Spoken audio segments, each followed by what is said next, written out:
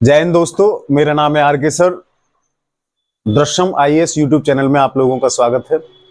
आज का लेक्चर है भाग 2 नागरिकता के बारे में। आप सोच रहे होंगे कि भाग 1 तो कराया ही नहीं है आपने, डायरेक्ट बेसिक शब्दावली से हमने भाग 1 काट दिया।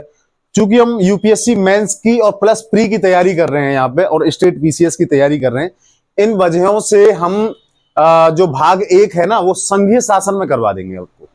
ठीक है, तो चिंता मत कीजिए, हम सारी चीजें हम पढ़ाएंगे आपको। और यहां पे हम आज से भाग 2 के बारे में जानेंगे, नागरिकता के बारे में, जिसे सिटीजनशिप आर्टिकल 5 से लेकर के 11 तक आता है। आर्टिकल 5 से लेकर 11 तक इसमें कुछ टर्मिनोलॉजी है, कुछ शब्दावली है, उनके बारे में पहले जान लेते हैं हम। पहला, व्यक्ति। व्यक्ति तो व्यक्ति होता है, किसी भी देश का व्यक्ति हो, नागरिक नहीं व्यक्ति, हमेशा याद रखना। नागरिक एक अलग चीज हो जाता है। नागरिकता का मतलब जैसे लास्ट में समझाऊंगा इसके बारे में। व्यक्ति पाकिस्तान का भी हो सकता है, चाइना का भी हो सकता है, अमेरिका का भी हो सकता है, किसी भी देश का नागरिक हो सकता है, व्यक्ति हो सकता है। दूसरा है अल्पसंख्यक, माइनॉरिटी। ये अल्पसंख्यक 2 प्रकार के होते हैं। भाषा के आधार पर अल्पसंख्यक हो सकता है कोई, दूसरा धर्म के आधार पर अल्पसंख्यक हो सकता है। जैसे इंडिया में मुस्लिम अल्पसंख्यक हैं, जैन अल्पसंख्यक हैं, बौद्ध अल्पसंख्यक है, पारसी जो है वो अल्पसंख्यक हैं और ईसाई अल्पसंख्यक हैं। ऐसे ही गैर कानूनी व्यक्ति होता है एक शब्द, जो इनलीगल तरीके से हमारे देश में आ जाता है। इससे मिलता जुलता एक होता है शरणार्थी, जिसे रेफ्यूजी बोलते हैं। इसमें और इसमें थोड़ा सा अंतर है जो कि मैं आपको बताऊंगा।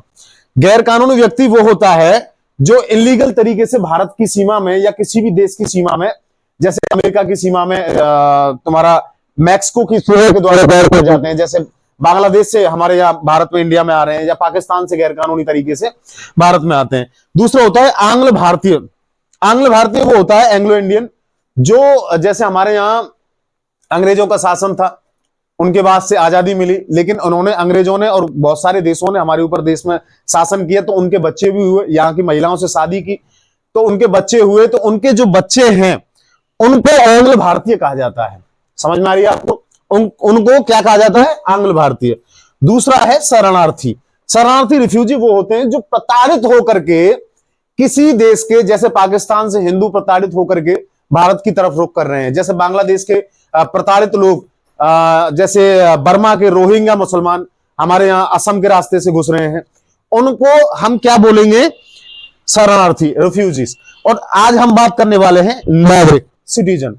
सिटीजन वो होता है जिसको अधिकार मिल जाते हैं किसी भी देश के, जैसे वोट डालने का अधिकार है, शादी करने का अधिकार है, चुनाव लड़ने का अधिकार है, और भी भारत के उच्च पदों पर बैठने का अधिकार मिल जाता है उनको बोलते हैं सिटीजन। अब नागरिकता के बारे में हम जानेंगे आगे। भाग 2 का आर्टिकल हम 5 को समझेंगे सबसे पहले आज। अनुच्छेद 5 क्या कहता है? संविधान के प्रारंभ में नागरिकता। प्रारंभ का मतलब क्या होता है? संविधान का प्रारंभ कब हुआ था?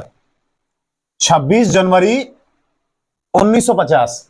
लागू तभी से तो हुआ है, बन के तैयार 26 नवंबर 1950 को हो गया था, 1949 को हो गया था, लेकिन बन के लागू जब हुआ था, लागू होने की बात कर रहा है, तब से नागरिकता। उसके बारे में इसके 3 क्लॉज हैं। तीनों क्लॉजों में पहला, उसका जन्म भारत में हुआ हो, जैसे कि हम सबका भारत में जन्म हुआ है तो जन्म के आधार पर नागरिकता मिलेगी। दूसरा, माता पिता का जन्म भारत में हुआ हो। अगर हमारा जन्म भारत में नहीं हुआ है तो हमारे माता या पिता का जन्म, किसी न किसी का भारत में जन्म हुआ हो। तीसरा, संविधान लागू होने से पहले से ही भारत में रह रहा हो, यानी कि संविधान लागू कब हुआ? 26 जनवरी 1950, और तभी से, उससे पहले से ही आप अगर भारत में रह रहे हो तो इसका मतलब आप भारत के नागरिक हो। दूसरा, एक क्वेश्चन बनता है, पीसीएस में आ सकता है, वो आईएएस में नहीं आता है। वो ये नागरिकता की सबसे पहली परिभाषा किसने दी थी?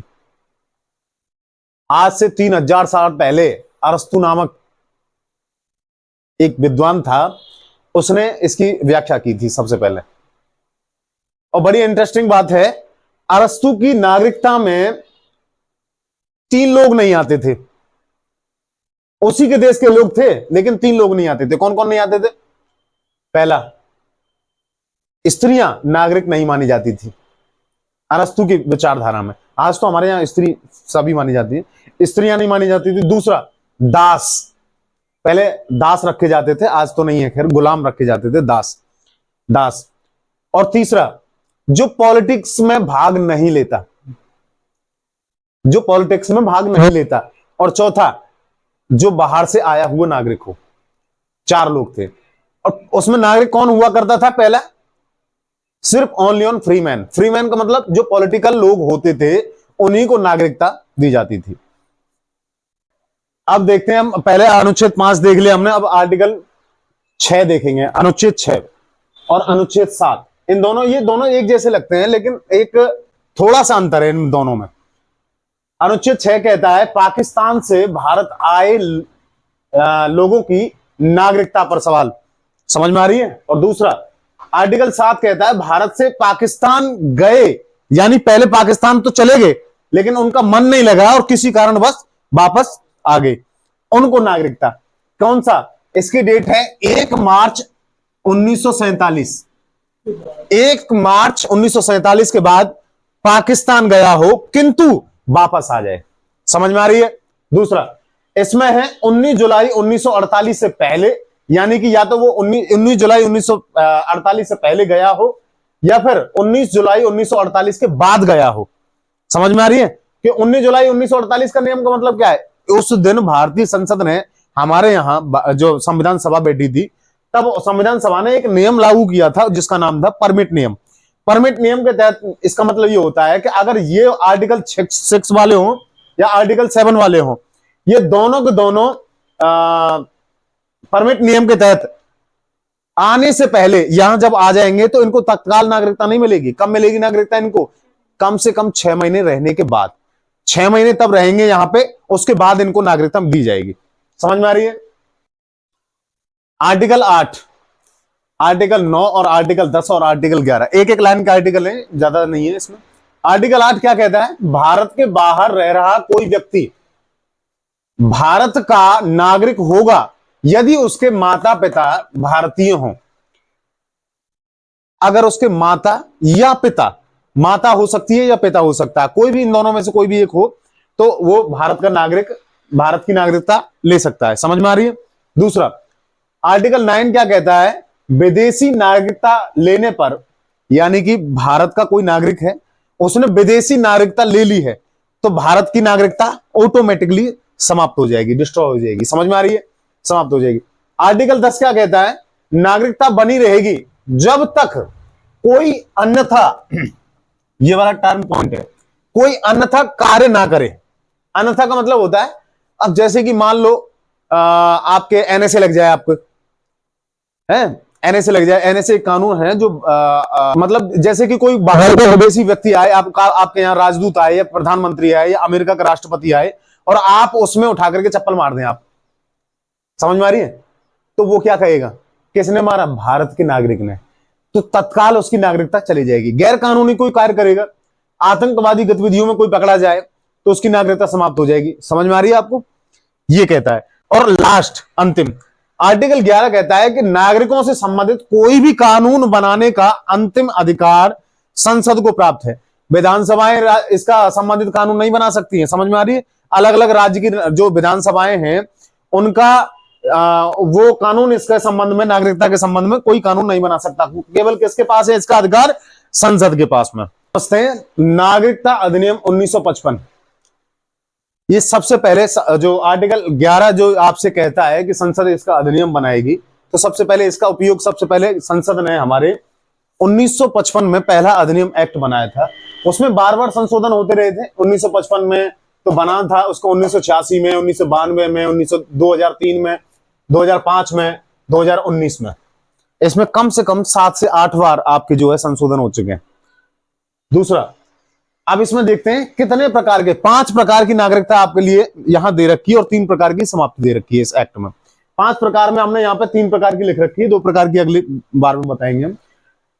पहला प्रकार की है जन्म के आधार पर नागरिकता। ये सबसे बुरा है, सबसे घटिया कानून बनाया था इस संसद ने, पता नहीं कौन बनाने बैठा था इसको। इसके आधार पर ऐसा हो सकता था, पाकिस्तान का कोई भी नागरिक आए भारत में, यानी किसी भी व्यक्ति को, पाकिस्तान का भारत नागरिक आ रहा है यहां पे और हमारी महिलाओं से, जैसे नौकरी पैसा करने के लिए यहाँ पे या पढ़ने के लिए कोई भी स्टूडेंट आ रहा है वहां से पाकिस्तान से, तो वहां के लोग हमारी महिलाओं से शादी कर लेते हैं। अब शादी हो गई तो प्रेग्नेंट होंगे, वहां के बच्चे होंगे। अब जब बच्चे हो रहे हैं तो नागरिक कौन, कहां का होगा? वो इंडिया का। समझ में आ रही है? इसलिए घटिया कानून है। इसीलिए इसमें पहली बार संशोधन किया 1986 में, पहली बार। उसमें से माता या पिता, माता या पिता इंडियन होगा, दूसरा इंडियन होगा, पहला होना चाहिए। पहले तो माता या पिता कोई भी नहीं हो तब भी चल जाता था, लेकिन पाकिस्तान के नागरिक घूमने आ रहे हैं और भारत में बच्चा हो गया उनका और आराम से वो भी नागरिक है। लेकिन अब ऐसा हुआ है, अब ऐसा है, इसमें पहली बार संशोधन 1986 में हुआ, माता या पिता कोई भी भारत का नागरिक होना चाहिए पहला। समझ में आ रही है? भारत का नागरिक होना चाहिए। फिर उसके बाद में 2003 में इसका भी मिसयूज होने लगा, इसका भी मिसयूज होने लगा था। फिर उसके बाद में इसमें संशोधन किया 2003 में, दोनों की नागरिकता वैलिड तरीके से होनी चाहिए। ऐसा नहीं होनी चाहिए पाकिस्तान का आदमी आया और यहां पे प्यार मोहब्बत का झूठा नाटक करके और महिला को फंसाया, प्रेग्नेंट किया और अपना बच्चा पैदा किया और फिर उसका नागरिक बना दिया इंडिया का। समझ में आ रही है? इस तरीके से नहीं, वैलिड तरीके से यहां आए और तब जाकर के वैलिड तरीके से शादी करे, पंजीकरण करवाए, उसके बाद नागरिकता मिलेगी यहां पे। ये तो है बाई बर्थ के आधार पर नागरिकता, जन्म के आधार पर नागरिकता। दूसरा है वंश के आधार पर नागरिकता, वंश के आधार पर यानी बाई डिसेंट के आधार पर नागरिकता। वंश के आधार पर नागरिकता का मतलब होता है इसमें सबसे पहली बार, जैसे कि वंश के आधार पर, जैसे तुम्हारा वंश के आधार पर नागरिकता यहां पे है, हमारे वंश के आधार, हमारे पूर्वज यहीं के हैं इसलिए हम भारत के, हमने नागरिकता ली है यहाँ की? नहीं ली ना। आपके पापा, दादा, परदादा यहां के नागरिक हैं, क्योंकि हम पहले से ही वंश के आधार पर, हमारा वंश यहीं का है तो इसीलिए हमारा वंश के आधार पर नागरिकता है। इसलिए इसमें एक और बार संशोधन किया गया था, अगर कोई नागरिक अगर बाहर चला जाता है लेकिन वंश भारतीय हो, जैसे आजादी के समय में बहुत से लोग हमारे यहाँ, अंग्रेजों के समय में बहुत से लोग बाहर से आंदोलन चला रहे थे, जैसे अमेरिका में कोई संघ बना रखा है तो भारतीयों के लिए, आजादी के लिए लड़ाई, क्रांति चल रही है, तो उनके जो बच्चे हैं वो भारत के नागरिक कैसे बनेंगे? वो वंश के आधार पर बनेंगे। समझ में आ रही?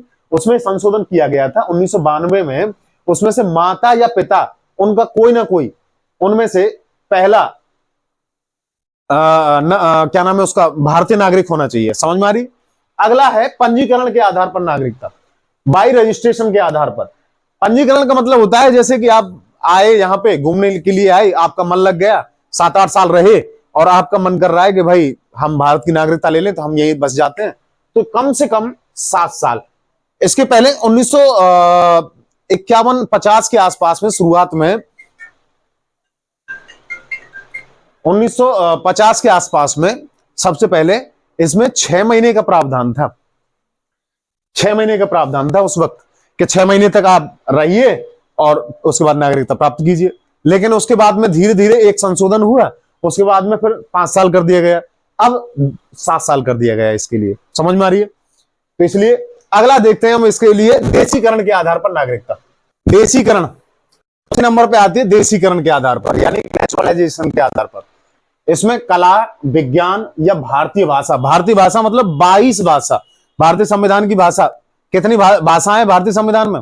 22 भाषा दे रखी है। तो 22 भाषाओं में से कोई भी एक भाषा अगर किसी इंसान पे आती है, या फिर वो कला में हो या क्रिकेटर हो या कोई भी हो, सिंगर हो, कला आर्टिस्ट हो, या फिर विज्ञान कोई साइंटिस्ट हो, है ना, कोई हमारे लिए फायदेमंद चीज हो, ऐसे आदमी को तो हमको लेना चाहिए कि नहीं लेना चाहिए। जैसे अदनान सामी को मिली थी। अदनान सामी कौन था? सिंगर। समझ में आ रही है? और लेकिन उसके लिए कम से कम ऐसे आदमी को भारत में 10 साल तक रहना पड़ेगा, उसका बैकग्राउंड चेक करेंगे, उसके बाद में देशीकरण के आधार पर उसे नागरिकता दी जा सकती है। समझ में आ रही है आपको? 5वां है अर्जित भूमि। अर्जित भूमि में ऐसा हो सकता है जैसे इसका मतलब ये हो सकता है कल को भारत पाकिस्तान की झगड़ा हो जाए, अब पाकिस्तान तो छोटा है, इससे क्या तुलना करनी है, चाइना से झगड़ा हो जाए, है ना, चाइना से झगड़ा हो जाए, अब चाइना को हम हरा दें, हराएंगे, गे अंडरलाइन, मतलब सोचना ही नहीं हारने का। तो समझ में आ रही है कि नहीं? अब चाइना से झगड़ा हो गया और चाइना को हमने मार मार के भगा दिया, ठीक है, बुरा मत मानना चाइनीज, वैसे भी हमारी भाषा समझते कहां है, वो ची ची ची मुझे बोलते रहते हैं। समझ में आ रही है? अगर चाइना से झगड़ा हो जाए और चाइना को हमने मार के भगा दिया और चाइना के सारे तिब्बत वाले इलाके पर या सारे चाइना के क्षेत्र पर हमने कब्जा कर लिया, तो उसके चाइनीज जो जितने भी नागरिक हैं वो ऑटोमेटिकली भारतीय नागरिक हो जाएंगे। समझ में आ रही है आपको? जैसे सिक्किम अपनी मर्जी से आया था, हमने हालांकि उसे जबरदस्ती नहीं की थी, सिक्किम आया था हमारा और सिक्किम के नागरिक ऑटोमेटिकली भारतीय नागरिक बन गए थे। समझ में आ रही है? उसके लिए कुछ भी करने की, ना तो पंजीकरण करने की जरूरत है, ना देशीकरण करने की जरूरत है, ना वंश के आधार पर जरूरत है। समझ में आ रही है? इन चीजों पर हो सकता है। अब लास्ट में है समाप्ति। देखिए, नागरिकता प्राप्त करने के कितने प्रावधान हैं? 5। आ रही समझ में? लेकिन नागरिकता छोड़ने के कितने प्रावधान हैं? 3। कौन कौन से? पहला, त्याग, यानी कि कोई भी नागरिक है, जैसे कि अब आजकल के हमारे यहां भारत सरकार, बड़े दुख की बात है, डॉक्टर्स, इंजीनियर्स बहुत से बच्चों को पढ़ाती है स्कॉलरशिप दे दे करके, वो अमेरिका भाग जाते हैं, फिर वहां की नागरिकता ले लेते हैं, साइंटिस्ट बन जाते हैं, बड़े पैसे के चक्कर में, डॉलर के में कमाएंगे, वहां अमेरिका भाग जाते हैं। वहां से फिर जब वो पैसा मिलता है और इस लोभ या लालच में जब वहां चले जाते हैं और फिर वहां से नागरिकता त्याग देते हैं, उसको बोलते हैं त्याग। समझ में आ रही है? पहला, भारत के यहां से नागरिकता, उसकी सिटीजनशिप खत्म हो जाएगी। दूसरा, हमारे यहाँ इकहरी नागरिकता को अपनाया गया है, दोहरी नागरिकता नहीं है। समझ में आ रही है आपको? कि भारत का भी नागरिक बना रहे और अमेरिका का भी नागरिक बना रहे, ऐसा नहीं हो सकता है, या तो अमेरिका का बन जाओ या भारत का बन जाओ। दूसरा है बर्खास्तगी। बर्खास्तगी का मतलब यही होता है कि जैसे कि कोई पागल इंसान हो और ऐसा जैसे कि कोई हमारा पाकिस्तान से झगड़ा हो रहा है या चाइना से झगड़ा हो रहा है और हम पाकिस्तान की जय बोले। समझ में आ रही है? तो उस आधार पर या देश विरोधी नारे हम लगाएं, काले झंडे लगाएं। समझ में आ रही है? जनगण मन का अपमान करें, राष्ट्रगान का अपमान करें, तिरंगे का अपमान करें, भारतीय संविधान का अपमान करें, भारतीय संविधान के स्तंभों का अपमान करें। समझ में आ रही है? राष्ट्र का अपमान करें, तो हम क्या करेंगे? भारत सरकार उसको क्या करेगी? भारत सरकार में भी कौन करेगा? गृह मंत्रालय। समझ में आ रही? ये नागरिकता का सारा जितना भी संसद काम संभालती है ना, संसद के अंदर भी अगर क्वेश्चन पूछा जाता है तो किसके अंदर लगाओगे आप? गृह मंत्रालय के अंदर। समझ में आ रही है आपको? गृह मंत्रालय। अगला है वंचित कर देना। वंचित कर देने का मतलब यह होता है, अगर किसी व्यक्ति ने भारत में आकर के गलत तरीके से नागरिकता अर्जित की हो। समझ में आ रही है? इसका एग्जांपल देख सकते हैं कोई भी, जैसे कि फ्रॉड तरीके से भारत में आया है और उसने गलत तरीके से, जैसे आप उसने रहा कम से कम 1 साल और बता दिया उसने 7 साल, और फिर उसके बाद में आतंकवादी गतिविधि स्टार्ट कर दी है, तो इस वजह से इसमें भी जो है वंचित कर देना, भारत सरकार इसको वंचित कर सकती है। तो ये 3 प्रकार की यहां से समाप्ति, नागरिकता की समाप्ति हो जाएगी। और अगला 5 प्रकार से नागरिकता आपको मिलेगी। अगला देखते हैं हम, एनआरआई किसे कहते हैं। अब इन 3 शब्दों के बारे में जानते हैं, एनआरआई, पीआईओ और ओसीआई। एनआरआई का मतलब होता है नॉन रेसिडेंट इंडियन। ये कार्ड हैं, 3 प्रकार के कार्ड होते हैं, एनआरआई कार्ड, ओसीआई कार्ड और ओआईसी कार्ड। ये कार्ड धारक होते हैं, इनके वीजा के रूप में आपको मिलता है। जैसे एक किताब होती है ना, जैसे पासपोर्ट मिलता है आपको, पासपोर्ट पे लिखा रहता है एनआरआई हो आप, पीआई हो आप या ओसीआई हो आप। इसको तो 2015 में खत्म कर दिया गया है, लेकिन इसके बारे में फिर भी जान लेते हैं, इसके बारे में डिटेल में। एनआरआई का मतलब होता है नॉन रेसिडेंट इंडियन। ये वोट नहीं दे सकते, यानी कि इनका मतलब ये होता है कि जैसे कि आपके बच्चे हों या फिर आप हों, आप विदेश में रह करके पैसे कमा रहे हो, लेकिन आप घूमने के पर्पज से जाओगे तब एनआरआई नहीं कहलाओगे आप। कम से कम आपको 6 महीने वहां रहना पड़ेगा। गा अंडरलाइन। समझ में आ रही है आपको? कम से कम 6 महीने वहां रहना पड़ेगा, तब जाकर के आपको ये एनआरआई की पदवी मिलेगी आपको। समझ में आ रही है आपको? दूसरा, PIO, person of Indian origin. इसका मतलब ये होता है कि ये भारतीय मूल का व्यक्ति, जिनके मां बाप भारतीय मूल के व्यक्ति हों, लेकिन उनके बच्चों ने किसी अन्य देश की नागरिकता ले ली हो या अर्जित कर ली हो, तो यहां की नागरिकता तो उनको खत्म हो जाएगी, बच्चों की तो नहीं है, लेकिन वो भारत आ जा सकते हैं। कैसे? बिना वीजा के। समझ में आ रही है? क्योंकि उनके पास में कौन सा है? पीआईओ कार्ड धारक। उनको लेकिन वोट देने का अधिकार नहीं है। समझ में आ रही है? ऐसे वोट देने का अधिकार एनआरआई लोगों को नहीं होता है वहां से, हालांकि एनआरआई लोगों को मिलना चाहिए। एनआरआई की एक बहुत बड़ी बेहतरीन कहानी है। 1998 में पोखरण में परमाणु परीक्षण किया गया था। अटल बिहारी वाजपेयी की सरकार थी उस वक्त, तो अमेरिका ने बैन कर दिया था हमारे यहाँ। अमेरिका से हमारे यहाँ भारत पर प्रतिबंध लगा दिया था। अब हमारे यहाँ अर्थव्यवस्था पर खतरा आ रहा था। 1 हफ्ते के लिए राशन बचा था हमारी भारत सरकार पर। 55 लाख भारतीय मूल के व्यक्ति यानी कि एनआरआई, 55 लाख एनआरआई लोगों ने इतना पैसा कमाया, इतना पैसा कमाया कि वहां से जब पैसा दिया था उस अर्थव्यवस्था को योगदान दिया था। इसलिए मैं कहता हूं सबसे 3 प्रकार के लोग। पहला, देश की अगर सेवा करनी है ना तो सेना में जाओ। देश की अगर सेना करनी है ना, दूसरे नंबर पे आते हैं किसान, देश के अगर सच्चे देशभक्त हैं तो। तीसरे आते हैं एनआरआई, जो हमारे लिए पैसा देते हैं। अभी कोरोना काल में बहुत सी इंसान ये कह रहे थे कि एनआरआई लोगों को क्यों वापस बुला रहे हो, जो बाहर रह रहा है वो कोरोना फैला रहे हैं। यार उन लोगों ने अपने देश की अर्थव्यवस्था को बचाया था। उन जो लोग हमारे देश में डॉलर्स भेज रहे हैं, पैसा भेज रहे हैं, इनकम भेज रहे हैं, उन लोगों की रक्षा करना हमारा भारत सरकार का दायित्व है। समझ में आ रही है? तो इसलिए इस पर चलते हैं।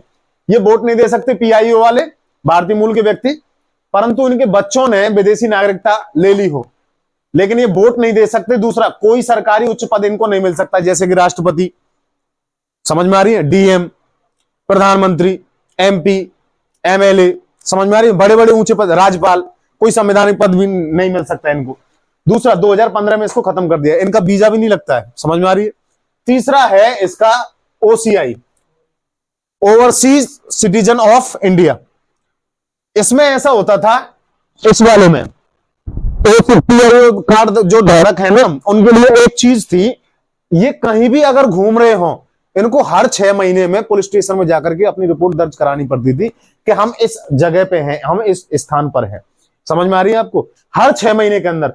अब इसको खत्म कर दिया गया, इसीलिए 2015 में खत्म कर दिया है, लेकिन अब इसको कन्वर्ट किस में कर दिया गया है? ओआईसी में। ओआईसी में अब 6 महीने में कोई लोकेशन इनको नहीं देनी पड़ेगी। ओआईसी मतलब यही है सारी चीजें। समझ में आ रही है? इसलिए मैंने कुछ लिखा नहीं है यहां पे। चलिए अब लास्ट का 2019 का जो विवाद है, एनआरसी वाला विवाद और सीएए वाला विवाद जो है, उसको हम एक क्वेश्चन के रूप में, फॉर्मेट के रूप में उसको लिख लेते हैं। ठीक है?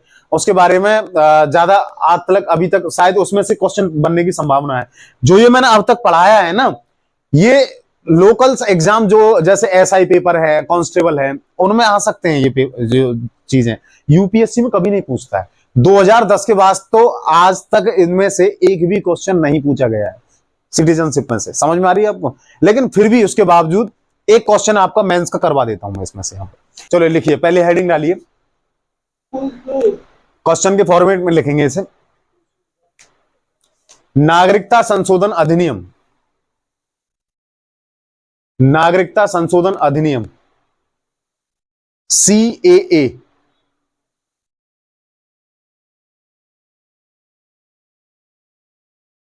एवं एनआरसी विवाद 2019।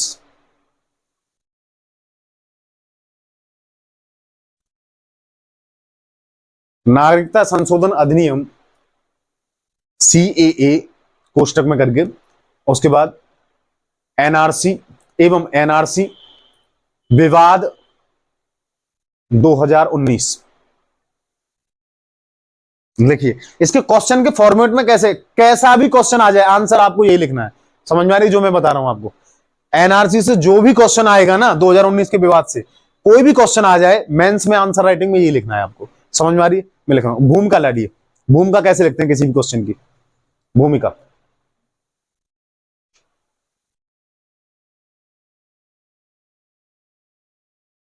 भूमिका में लिखिए पहला, नागरिकता संशोधन अधिनियम, नागरिकता संशोधन अधिनियम कोष्टक में सीएए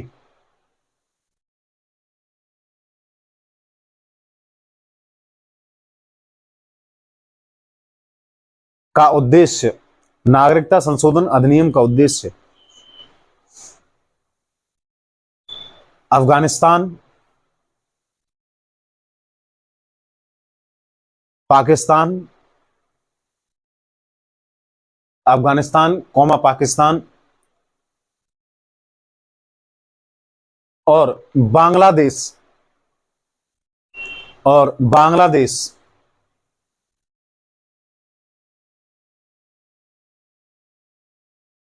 के हिंदू कॉमा सिख, कॉमा बौद्ध,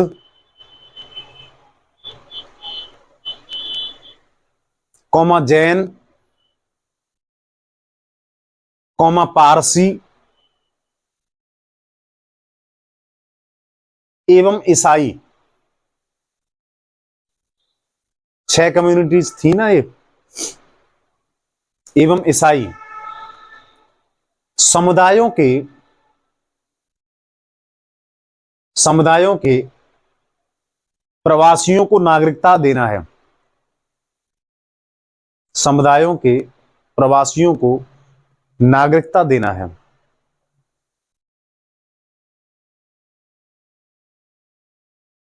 विषय वस्तु। अब इसका फॉर्म कैसे लिखेंगे हम इसके बारे में विषय वस्तु में?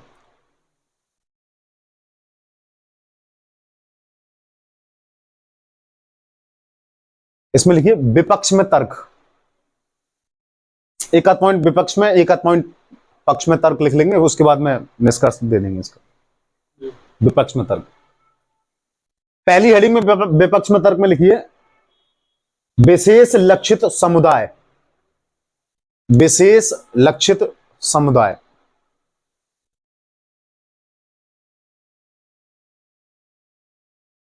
इसमें ये पहला पॉइंट है इसमें। अब लिखिए इसमें ऐसी आशंकाएं हैं, ऐसी आशंकाएं हैं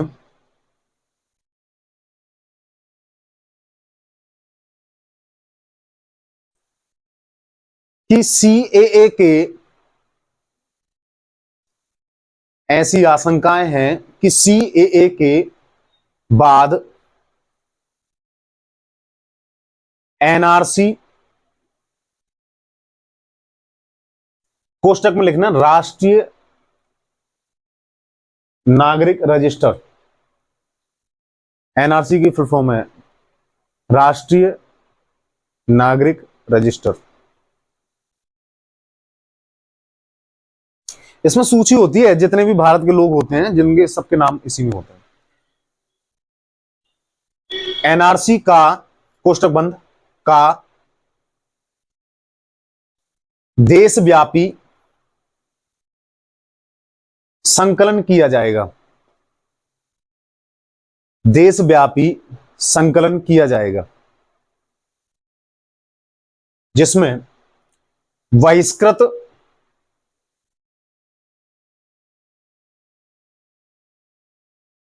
बहिष्कृत गैर मुसलमानों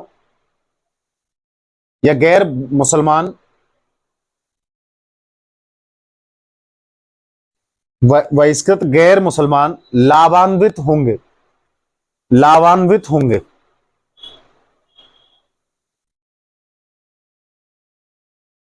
लाभान्वित होंगे, कौमा जबकि बहिष्कृत मुसलमानों, जबकि बहिष्कृत मुसलमानों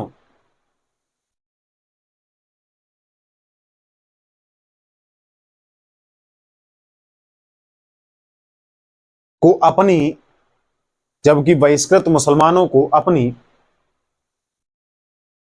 नागरिकता साबित करनी होगी।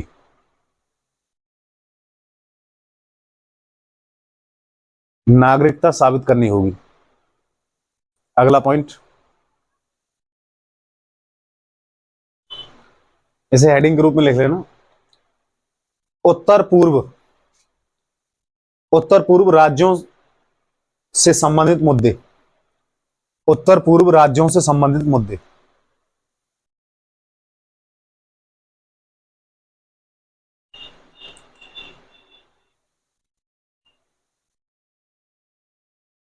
देखिए यह 1985 1985, यह 1985 के असम समझौता या समझौते का उल्लंघन करता है।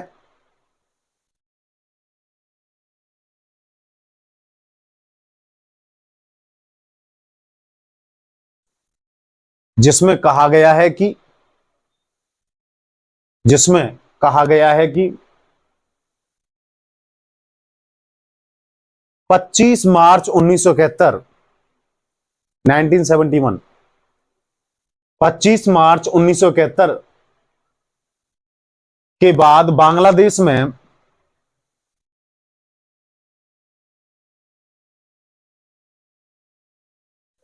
सॉरी, बांग्लादेश में को काट देना, से कर लेना। आने वाले बांग्लादेश से आने वाले अवैध प्रवासियों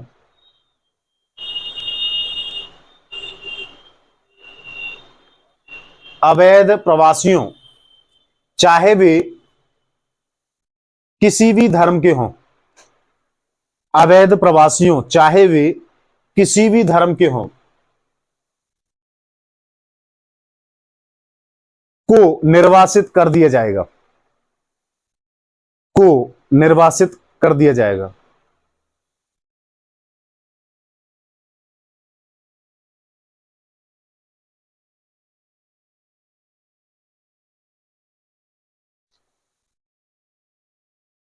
एक और पॉइंट लिख लो, आप लिखना चाहो तो, उसके बाद निष्कर्ष दे देंगे।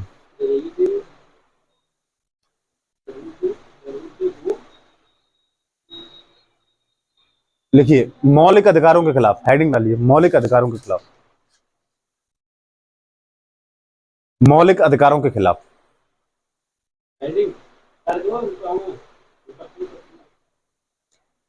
मैं अपने आप करवा दूंगा ना सब चीज, मौलिक अधिकारों के खिलाफ।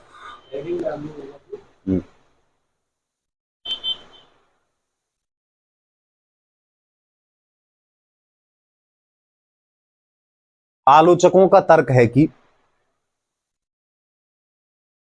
आलोचकों का तर्क है कि यह संविधान के अनुच्छेद 14, आलोचकों का तर्क है कि यह संविधान के अनुच्छेद 14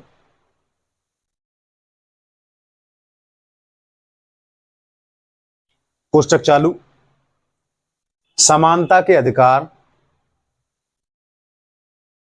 की गारंटी, समानता के अधिकार की गारंटी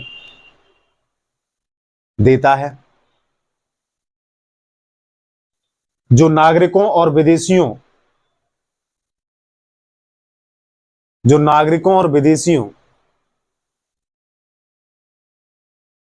दोनों पर लागू होता है,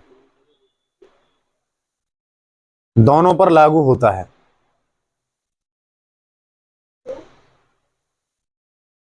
जो नागरिकों और विदेशियों दोनों पर लागू होता है, कोष्टक बंद।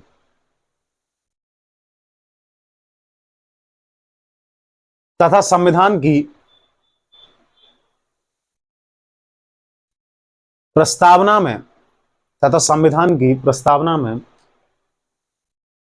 निहित धर्मनिरपेक्षता तथा संविधान की प्रस्तावना में निहित धर्मनिरपेक्षता के सिद्धांत का उल्लंघन है, के सिद्धांत का उल्लंघन है।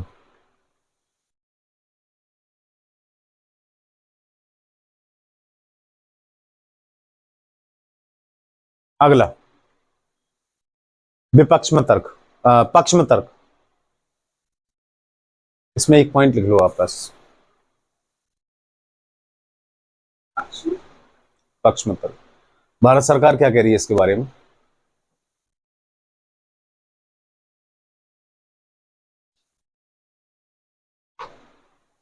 गृह मंत्रालय ने कहा है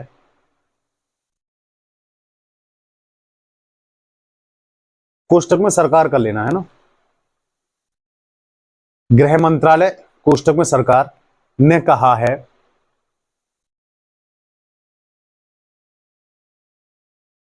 कि सीएए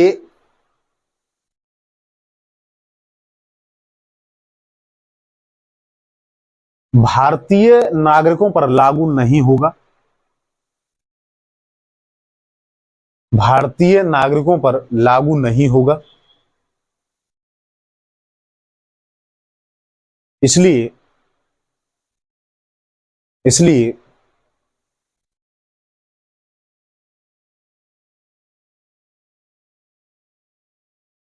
यह किसी भी इसलिए यह किसी भी तरह से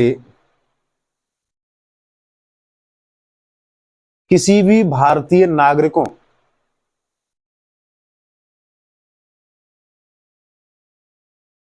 किसी भी तरह से भारतीय नागरिकों के अधिकारों को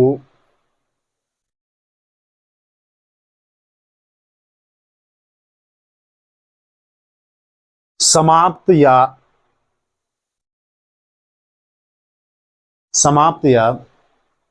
कम नहीं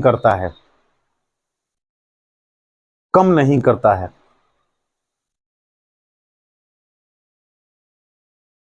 निष्कर्ष,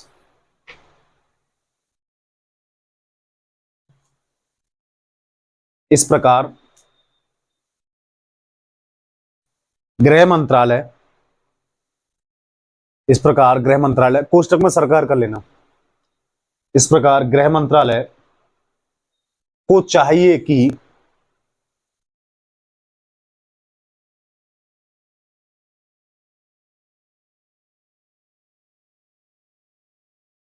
कि वह नागरिकता संशोधन अधिनियम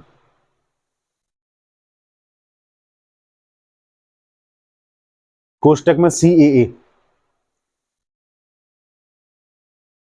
चाहिए कि वह नागरिकता संशोधन अधिनियम के नियमों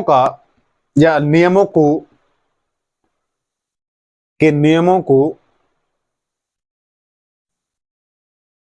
अत्यंत पारदर्शिता कोष्टक में ट्रांसपेरेंसी, पारदर्शिता के बगल में अत्यंत पारदर्शिता के साथ अधिसूचित करे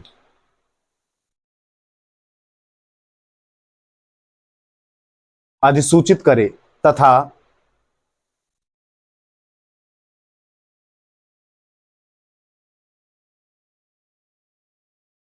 इससे जुड़ी आशंकाओं को दूर करे